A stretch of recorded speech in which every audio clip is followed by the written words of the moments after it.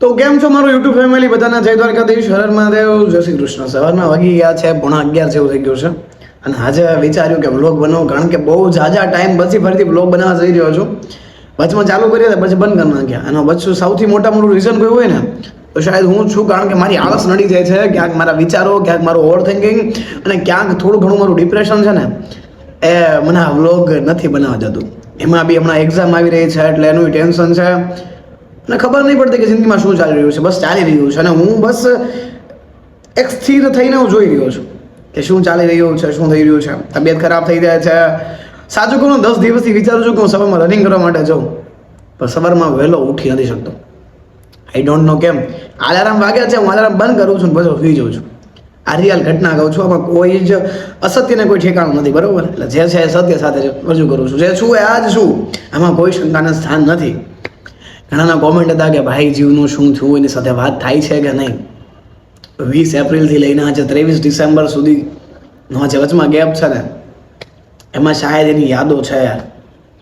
હું ક્યારેક એને વિચારીને, એના જિંદગીને વિચારીને, મારા જિંદગીના પાછળના ક્ષણોને વિચારીને યાદ કરું છું તો આંખમાં આંસુ આવી જાય છે યાર.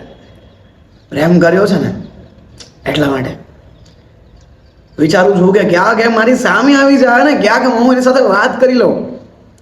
અને એક વાત કહું દોસ્ત, પ્રેમ એટલે પામવું નહીં, પ્રેમ એટલે ચાહવું. તમે શાળામાં વાળા વ્યક્તિને કેટલો ચાહી લ્યો છે ને, એ જ પ્રેમ છે. બાકી આ જગત તો પ્રેમ એટલે પામવાને જ માને છે. પણ મારા રાધા કૃષ્ણ એવું કીધું છે કે પ્રેમ એટલે પામવું નહીં, પણ તમે સામેવાળાને કેટલો પ્રેમ આપી શકો ને, એ પ્રેમ છે. આજના સમયમાં આ પ્રેમને લઈને કેટલું બધું થઈ રહ્યું છે, અને એમાં એ લવ મેરેજ. હાલની જે ઘટના તમને ખ્યાલ હશે કે કિંજલ દવેએ બીજા સમાજ સાથે લગ્ન કર્યા, બીજા છોકરા જેને પ્રેમ કરતા હતા એની સાથે લગ્ન કર્યા, અને સમાજે એના પિતાને બહાર કાઢી નાખ્યા. પ્રેમ કરવો કોઈ ગુનો નથી, કોઈ પાપ નથી. પ્રેમ તો એક પવિત્ર સંબંધ છે યાર.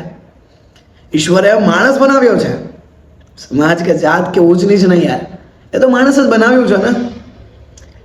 સાચું કહું ને તો લવ મેરેજ માટે દરેક પિતા માની જવા તૈયાર છે. વચમાં જો કોઈ નડતું હોય ને તો આ સમાજ છે, કારણ કે દીકરીની ખુશી માટે જ પિતા હંમેશા મહેનત કરતા હોય છે.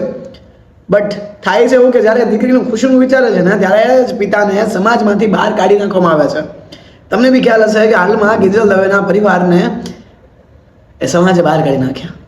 વાક એટલો જ હતો કે કિંજલ દવેએ ખાલી બીજા સમાજના છોકરા સાથે પ્રેમ કર્યો, એની સાથે જિંદગી જીવવાના સપના જોયા.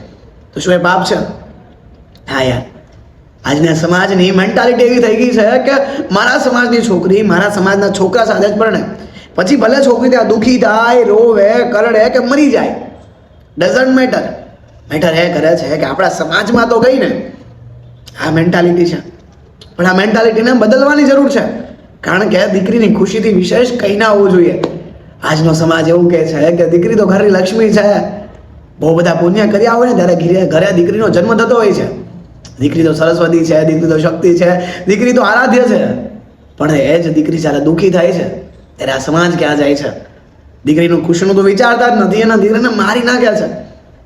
આજના દરેક સમાજને હાથ જોડીને વિનંતી છે કે પોતાના દીકરા અને દીકરીનું વિચારો. કારણ કે અત્યારના સમાજ એવું વિચારે છે કે દીકરો કે દીકરી કઈ કાસ્ટની છે, કઈ સમાજની છે, પૈસાવાળા છે કે નહીં, એના વિચારો. એ વિચારો કે દીકરી કે દીકરો કયા ગુણમાં છે, એનો ગુણ કયો છે, એ કયાનો સ્વભાવ કેવો છે, એનો નેચર કેવો છે, એની બોલી કેવી છે, એની રહેણી કહેણી કેવી છે, એનો સ્વભાવ કેવો છે. કારણ કે જો એનો સ્વભાવ સારો હશે ને તો બધું જ શક્ય છે. અને માણસ એના સ્વભાવથી મહાન હોય છે, એના સમાજથી કે એની નાતથી નહીં યાર. ભગવાન શ્રી કૃષ્ણએ પણ ગીતામાં કીધું છે કે હા, મેં 4 વર્ણો બનાવ્યા છે, ક્ષત્રિય, બ્રાહ્મણ, વૈશ્ય અને શૂદ્ર, પણ એના ગુણ અને કર્મોના હિસાબે બનાવ્યા છે, ના કે જાત નાત કે એના હિસાબે. પણ આજનો સમાજ, આજના માણસો શું કરી રહ્યા છે? એ પ્રેમીઓને દૂર કરી રહ્યા છે, દીકરીઓની ખુશીઓનું વિખેરણ કરી રહ્યા છે. અને એમાં તમને હમણાં ખ્યાલ હશે કે તાજેતરમાં કાયદામાં એવો ફેરફાર કરવામાં આવવાનો થયો નથી કે જો દીકરી લવ મેરેજ કરવા હોય ને તો પિતાને નોટિસ આપવામાં આવે. 30 દિવસ પછી પિતા મંજૂર કરે તો જ લગ્ન શક્ય.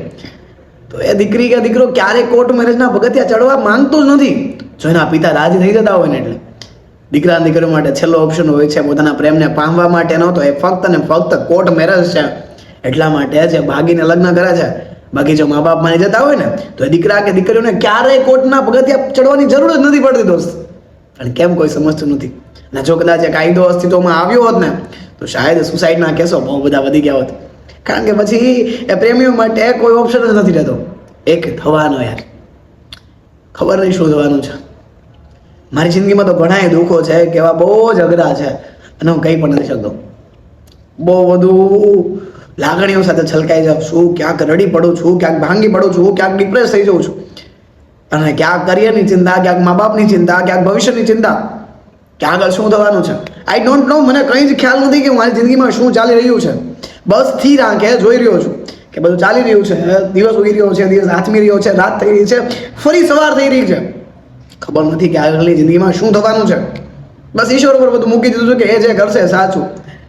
ક્યાંક હારી જાઉં છું, ક્યાંક ભાંગી જાઉં છું, બધું જ માણસ જાત છું ને એટલે હારી જાઉં છું. યાર એવું નથી કે તમે હું આટલો બધો મોટિવેશન કેમ છું, હું આ બધી વાતો કરી શકું છું.